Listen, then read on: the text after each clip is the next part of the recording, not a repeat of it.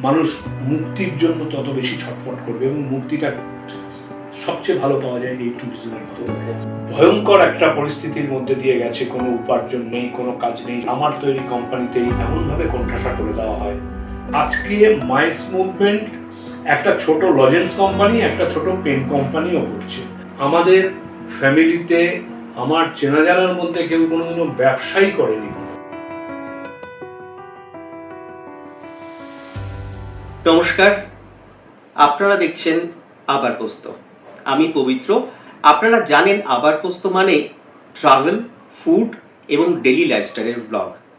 কিন্তু আবার পোস্ত এখানে রেখেছে একটা টুইস্ট, যে টুইস্টের মাধ্যম দিয়ে আপনারা দেখতে পারবেন প্রায় 52টা পর্বের একটি সিরিজ, একটা পথের ডায়েরি। যারা ঘুরতে ভালোবাসেন, যারা ব্লগার, আর যারা ভ্রমণ পিপাসু এবং যারা ট্রাভেল ব্যবসার সঙ্গে জড়িত রয়েছেন, তারা কিন্তু এই মানুষটিকে চিনবেন, কৌশিক কর মহাশয়, x general secretary, travel agents association of বেঙ্গলের তিনি ছিলেন, এবং তার সাথে সাথে এনজয় ট্রাভেলসের কর্ণধার। নমস্কার দাদা। নমস্কার। কৌশিক দা, আমি একজন ট্রাভেল ব্লগার, এবং আপনাকে এখন অনেকেই যারা ঘুরতে ভালোবাসেন সকলেই প্রায় চেনেন। কিন্তু এই কৌশিকদা তো যখন শুরুর দিনে সেই কৌশিক কর তো ছিলেন না। তখনকার দিনে সেই সময়কার যদি গল্পটা আমাদের দর্শকদের সামনে একটু তুলে ধরেন। একদম শুরুটা আমার কাছে খুবই কঠিন ছিল, কেননা আমার না আছে কোনো তথাকথিত ট্যুরিজম ব্যাকগ্রাউন্ড, না আছে কোনো জায়গায় কাজ করার অভিজ্ঞতা, না আছে কোনো এডুকেশন, ট্যুরিজম রিলেটেড এডুকেশন। সুতরাং সেই অবস্থা থেকে আমি যখন শুরু করেছি, মানে বলতে পারেন সম্পূর্ণ জিরো থেকে। শুধু তাই নয়, আমাদের ফ্যামিলিতে আমার চেনা জানার মধ্যে কেউ কোনোদিনও ব্যবসাই করেনি কোনো, তো সেটা তো একটা প্রবলেম রয়েছে, মানে একটা বিশাল চ্যালেঞ্জ, একটা বিরাট চ্যালেঞ্জ। তো সেই পরিস্থিতি থেকে আমাকে শুরু করতে হয়েছে, এবং একদম শুরুর দিনে যখন প্রথম অফিসে বসতাম, আমার অফিস ছিল তখন গড়িয়াহাটে, গড়িয়াহাট মার্কেটের ওপরে। সেই অফিসে যখন বসতাম তখন সারাটা দিন এর তার সঙ্গে গল্প করে বিভিন্ন রকম অন্য বিষয়ে আলোচনা করে এইভাবেই আমার বেশিরভাগ দিন কেটে যেত। কেননা ট্যুরিস্ট বা ক্লায়েন্ট তখন রেয়ার পদার্পণ করত। তখন বিজ্ঞাপনেরও মাধ্যম ছিল একমাত্র আনন্দবাজারে আমি রবিবার করে একটা করে বিজ্ঞাপন দিতাম। এছাড়া আর কোনো বিজ্ঞাপন, না হোয়াটসঅ্যাপ ছিল, না মোবাইল ফোন ছিল, কিছুই ছিল না। সুতরাং ওই একটা বিজ্ঞাপন দিয়ে চাতকের মতো বসে থাকা, আর চেনা পরিচিত লোকেদের একটু জানানো, সেটাও কি মুখে মুখে, কেননা ওই যে বললাম মোবাইলও নেই। তো এই রকম পরিস্থিতি থেকে শুরু করতে হয়েছে। হ্যাঁ, এটা একটা ঠিক কথা বলেছেন দাদা, যেটা যে আনন্দবাজার বা অন্যান্য তখনকার দিনে পত্রিকাতে অ্যাড দিয়ে তারপরে চাতকের মতন বসে থাকা, তো তখন ব্যবসার একটা দিক। আর এখন এখন যেখানে হোয়াটসঅ্যাপ চলে এসছে, সোশ্যাল নেটওয়ার্ক প্রচুর পরিমাণে চলে এসছে, তো তখনকার দিনের সময়ের যে ব্যবসার যে গতিবিধি আর এখনকার দিনে ব্যবসার গতিবিধি তো নিশ্চয়ই একটা অনেক বড় পার্থক্য আপনি দেখতে পাচ্ছেন। তো বিরাট পার্থক্য, বিরাট। তখন মানে আমি 1997-তে শুরু করেছি, 97 থেকে 2005-06 পর্যন্ত সম্পূর্ণভাবে সিজনাল ব্যবসা ছিল। সামার ভ্যাকেশনে কিছু লোক বেড়াতে যাবে, পূজা ভ্যাকেশনে কিছু লোক বেড়াতে যাবে, আর উইন্টারে কিছু লোক বেড়াতে যাবে। তা বাদ দিয়ে বাকি সময়টা আমাদের গল্প করে আড্ডা দিয়ে আর কি করতে পারি পরের সিজনটায়, সেই ভেবে চিন্তেই চলে যেত। তখন লোকে বেড়াতে যেতেও কম, আর তাছাড়া সুযোগ সুবিধা, মানে এখন যে ইন্টারনেটের মাধ্যমে বা এই হোয়াটসঅ্যাপ ফেসবুক ইত্যাদির মাধ্যমে যে খুব সহজে লোকের কাছে পৌঁছে যাওয়া যায় সেই সুযোগগুলোও কম ছিল। আর এখন কিন্তু আমাদের সারা বছর ব্যবসা আছে। সত্যি কথা বলতে কি, যারা নাকি এখন সারা বছর ব্যবসা করতে পারে না, হ্যাঁ তার মধ্যে কখনো কখনো মন্দা আসে, দ্যাট ইজ ডিফারেন্ট।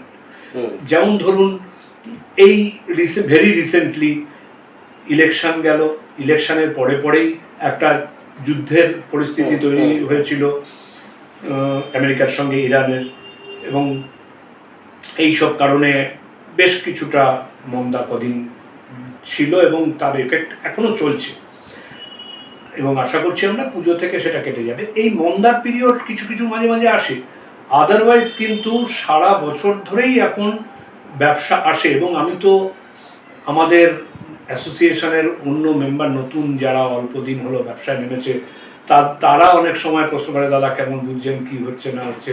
আমি যদি তাদেরকে জিজ্ঞেস করি যে তোমার কেমন চলছে, তো অনেকে বলে না একদম চলছে না। শোনো, এখন যদি ব্যবসা চালাতে না পারো, এই ব্যবসা আমরা যখন শুরু করেছি তখনের থেকে এখন অনেক বদলে গেছে। এখন যদি ব্যবসা চালাতে না পারো তাহলে এই ব্যবসাই ছেড়ে দেওয়া উচিত। কারণ এখন কিন্তু ট্যুরিজমের ব্যবসায় কিছুটা অন্তত কাজ করতে পারে যারা, তাদেরও ভালো রোজগারের সুযোগ রয়েছে। এখন লোকের প্রচণ্ড মানসিক চাপ কাজের, অফিসে যারা পড়াশোনা করে পড়াশোনার ক্ষেত্রে আগের চেয়ে চাপ অনেক বেড়ে গেছে, এবং যত চাপ বাড়বে মানুষ মুক্তির জন্য তত বেশি ছটফট করবে, এবং মুক্তিটা সবচেয়ে ভালো পাওয়া যায় এই ট্যুরিজমের মাধ্যমে। পর্যটন মানুষকে যতটা ফ্রিনেস দেয়, যতটা শান্তি একটা দেয়, সেই রকম আর অন্য কোনো কিছু, একটা সিনেমা দেখে আপনি 3 ঘন্টা 2 ঘন্টার জন্য আনন্দ পেতে পারেন বা ফ্রি হতে পারেন মেন্টালি, কিন্তু একটা ট্যুরে যাওয়া মানে আপনি কিন্তু কয়েক দিনের জন্য একটা ফ্রি মাইন্ডেড মুভমেন্ট করতে পারছেন। এবং অনেকে দেখেছি আমরা যে ট্যুরে গিয়ে মোবাইলও ব্যবহার করতে চায় না, এক্স্যাক্টলি, একদম সম্পূর্ণ নিজেকে ফ্রি রাখার জন্য। তো এই জিনিসটা কিন্তু এখন এসেছে, লোকের যেহেতু সব কিছু চাপ বেড়ে গেছে, তাই ফ্রি হওয়ার প্রবণতাও বেড়ে গেছে। এই যে ফ্রি হওয়ার প্রবণতাটা বেড়ে গেছে, এটাই আমাদের কাজ কিন্তু অনেক গুণ বাড়িয়ে দিয়েছে। আরও একটা বিষয় দেখুন, আজ থেকে 20-25 বছর আগে, 30 বছর আগে মাইস মুভমেন্ট এতটা ছিল না যতটা আজকে আছে। মাইস মুভমেন্ট মানে হচ্ছে কর্পোরেট যে মুভমেন্টগুলো হয়, meeting, incentive tour, conference and events, এই হচ্ছে মাইস। এই মাইস ট্যুর কিন্তু 2004-05 পর্যন্ত সেইভাবে ছিলই না। কয়েকজন বন্ধুবান্ধব মিলে কোনো ব্যাংকের একসঙ্গে বেড়াতে গেল, সেই রকম পর্যন্ত হলো, বা কোনো কোম্পানির কয়েকজন বন্ধুবান্ধব তাদের ফ্যামিলি নিয়ে গেল, এরকম ট্যুর হতো। কিন্তু যেটা কোম্পানি থেকে অর্গানাইজ করছে এরকম ট্যুরের সংখ্যা খুব কম ছিল, এবং সেগুলো মুষ্টিমেয় খুব বড় লেভেলে কাজ করেন, আন্তর্জাতিক স্তরে পরিচিতি, এরকম কয়েকটা ট্রাভেল এজেন্টের হাতেই সীমাবদ্ধ ছিল। কিন্তু আজকে মাইস মুভমেন্ট একটা ছোট লজেন্স কোম্পানি, একটা ছোট পেন কোম্পানিও করছে। ফলে যে নাকি একদম ছোট আকারে ব্যবসা করছে তারও কিন্তু মাইসের কিছু কাজ কখনো কখনো চলে আসে। তার মানে এটা তো ব্যাপারটা যেটা হচ্ছে যে আপনি যে বর্তমানে যে অবস্থাটা বলছেন, যে সেই অবস্থাটা তুলনামূলকভাবে অনেকটাই বেটার, অনেক। আর মানুষের মানসিকতাটা মানে তখনকার দিনের আর এখনকার দিনের মানসিকতাও অবশ্যই অনেক, ওই যে মানসিকতার কথাটা তো আমি আগেই কিছুটা বলে দিয়েছি, যে আগে মানুষের কাজের চাপ যতটা ছিল সেই তুলনায় অনেক বেড়ে গেছে, সেই জন্য এখন বেড়ানোর মানসিকতা অনেক বেড়ে গেছে। আগে আমি নিজে ছোটবেলা, আমার বাবা প্রচণ্ড ঘুরতে ভালোবাসতেন, বাবা মা দুজনেই, তাদের সঙ্গে আমি প্রচুর বেরিয়েছি, এবং সেটা থেকেই আমার এই ট্যুরিজমের প্রতি ন্যাকটা আসে। তো তখন দেখেছি যে কবে একটা এলটিসি পাবেন, সেই এলটিসিটা ইউজ করে কবে বেড়াতে যাবেন, দ্যাট ইজ 2 বছর অন্তর বা 4 বছর অন্তর, বা তার মাঝখানে ছোটোখাটো একটা দুটো ট্যুর করলে। কিন্তু আপনি চিন্তা করে দেখুন, এখন বহু লোক আছে যারা নাকি এসব এলটিসির পরোয়া তো করেনি না, বছরে 4টে 5টা 6টা এমনকি মাসে একটা ট্যুর করে, এরকম ক্লায়েন্টও আমাদের আছে। সব যে আমার সঙ্গে যাচ্ছে তা নয়, এখন তো যে কেউ অনলাইনে একটা হোটেল বুক করলো, অনলাইনে একটা ট্রেনের টিকিট বুক করলো বা ফ্লাইটের টিকিট বুক করলো, চলে গেল। তো সুতরাং বুঝতেই পারছেন যে আগের থেকে লোকের মানসিকতা অনেক পরিবর্তন হয়েছে এবং মানুষ এখন ঘুরতে যেতে অনেক বেশি ব্যগ্র। এটার সাথে সাথে এটাও তো ধরো দাদা মনে হতে পারে, আমরা এখন সবসময় বলি যে পকেটে টাকা নেই, তার মানে এইটা যখন মানুষ ঘুরতে যেতে ভালোবাসছেন, তাহলে এটা ধরে নেওয়া যেতে পারে যে মানুষের কাছে টাকার পরিমাণটা আগের থেকে পর্যাপ্ত সবার কাছে এখন, তাই জন্য তারা ঘুরতে যাওয়ার মতো মানসিকতাটা রাখছে। অবশ্যই অর্থনৈতিকভাবে যদি বলেন, একটা জিনিস চিন্তা করে দেখুন, অর্থনৈতিকভাবে আমরা যতই বলি জিনিসের দাম বাড়ছে, এই অসুবিধা, এই কিনতে পারছি না, এই করতে পারছি না, কিন্তু মানুষের আসল ব্যাপারটা দেখুন, মানুষের অর্থনৈতিক স্বাস্থ্য অনেক বেটার হয়েছে। আমি তো মনে করি আমার পরিচিত সার্কেলের মধ্যে কটা লোকের আগে বাড়িতে ফ্রিজ ছিল, এখন আমার বাড়িতে যে কাজ করে তার বাড়িতেও ফ্রিজ আছে।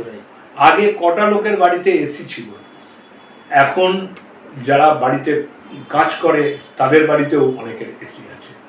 তো কথা হচ্ছে যে অর্থনৈতিকভাবে আমরা এখন কিন্তু যতই খিদে দেখাই, এই খিদে কিন্তু কখনো যাবে না। তো কিন্তু অর্থনৈতিকভাবে এখন অনেক বেশি পুষ্ট, সবাই অনেক বেশি ক্ষমতাবান। আর তাছাড়া আগে মানুষের খরচ করার প্রবণতা যতটা ছিল, খরচ করার প্রবণতাও এখন অনেক বেড়ে গেছে। সেটাই আগে আমি দেখেছি এরকম লোকজন আমার পাড়াতে যে এখান থেকে একটু এগিয়ে কায়স্থপাড়ার মোড়ে গেলে আমার বাস ভাড়া 5 পয়সা কম লাগবে, তা সেইটুকুনি হেঁটে চলে গেল।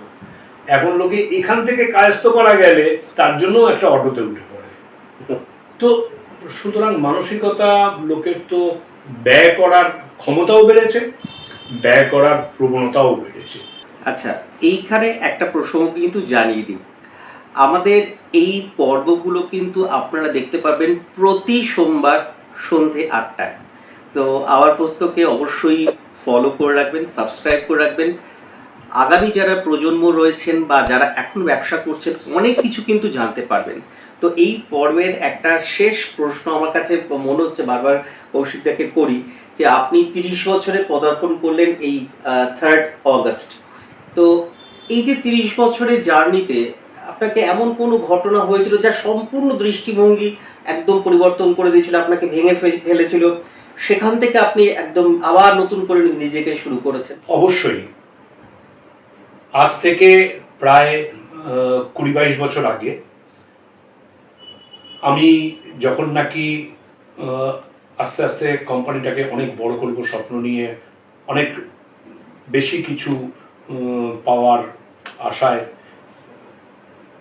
আমার 2-3 জন পার্টনার নিয়েছিলাম, সেই পার্টনারদের মধ্যে থেকে আমাকে আস্তে আস্তে এই আমার তৈরি কোম্পানিতেই এমনভাবে কোণঠাসা করে দেওয়া হয় যে আমি ওখান থেকে বেরিয়ে আসতে বাধ্য হলাম। খালি তাই নয়, তখন পরবর্তী 5-6 মাস ভয়ঙ্কর একটা পরিস্থিতির মধ্যে দিয়ে গেছে। কোনো উপার্জন নেই, কোনো কাজ নেই, সারাদিন বাড়িতে বসে আছি। এদিকে তখন আমার ছেলে ছোট, তার খরচ আছে, সংসার চালানোর খরচ আছে, কিন্তু কোনো উপার্জন নেই। এই রকম পরিস্থিতির মধ্যে আমার স্ত্রী আমাকে বলল যে এই কাজটাই তোমাকে আবার করতে হবে এবং তোমার নিজের মতো করে করতে হবে, একা করতে হবে। সেই প্রেরণা থেকে আমি আবার একটা অন্য নামে কিছুদিনের জন্য একটা সংস্থা তৈরি করলাম এবং আমার ভাগ্য ভালো, সেই নতুন যে কোম্পানিটা আমি তৈরি করলাম সেটার উদ্বোধনের দিন বলতে পারেন 80% আমাদের ক্লায়েন্ট আমার কাছে চলে এলো, এবং সেদিন আমার যে পরিমাণে বুকিং হয়েছিল ওই একদিনে, সেই বুকিংটাই কিন্তু আমার এই এতদিনের যে ব্যাকলগ অনেকটা পুষিয়ে দিয়েছিল। আর তার কয়েক মাসের মধ্যে ওখানের কাজকর্ম, যে তখন আমার অবর্তমানে যে মেনলি দেখাশোনা করতো, সেই সার্থকীও আমার কাছেই আবার ফিরে আসে। ফলে ওখানের কাজকর্ম কিছুদিনের মধ্যেই আস্তে আস্তে সমস্ত বন্ধ হয়ে যায়, এবং ওই কোম্পানি টোটালি ওরা বন্ধ করে দিতে বাধ্য হয়। তখন আমি আমার উকিলের সঙ্গে পরামর্শ করে আবার এই এনজয় নামটা ব্যবহার করতে শুরু করলাম। মানে যে এনজয়টা ছিল আবার সেই এনজয় আপনার সেই কাছে চলে এনজয়টা আসলো। আমার এনজয় হিসেবে আবার করলাম। আর এটাতে একটা দৃষ্টিভঙ্গি, এটাই বোঝা যায় যে মানে হাল ছাড়লে চলবে না বন্ধু, একদমই ভাবে। একদম। আমরা যেহেতু ছোট ছোট পর্বে রাখছি এই আড্ডা, আর প্রতি সোমবার দেখতে পারবেন, তাই জন্য আমরা জানাই যে এই পর্বটা অর্থাৎ পথের ডায়েরির প্রথম পর্ব আমরা এখানেই সমাপ্ত করছি। আবার দেখা হবে আগামী পর্বে কৌশিকদার সাথে, আর আমরা জানতে পারবো অনেক অজানা গল্প যা আপনাকে উৎসাহিত করবে। তো আবার দেখা হবে আগামী পর্বে। নমস্কার।